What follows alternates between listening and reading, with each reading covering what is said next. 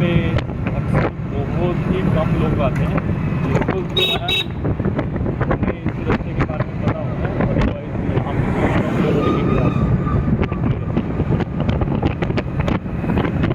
Petrol pump की अगर बात की जाए तो यहाँ पे पेट्रोल पंप से ही कुछ किलोमीटर पहले उनके साइन लगा दिए जाते हैं, क्योंकि पेट्रोल पंप जो है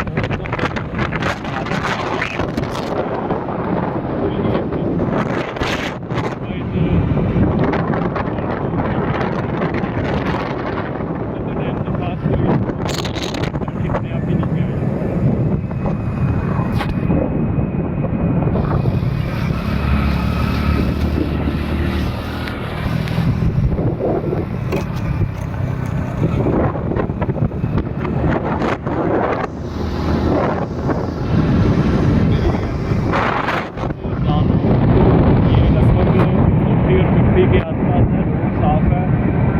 तो उतर रहे हैं हम, हालांकि उतरते टाइम ज़्यादा रिस्की होता है, ऐसा मेरा मानना है कि अगर हम उतर रहे हैं तो हमें नॉर्मल से थोड़ा धीरे चलना चाहिए, क्योंकि ऊंचाई जो है थोड़ी रिस्की होती है। चढ़ाई के टाइम पे इतना रिस्क नहीं होता, फिर भी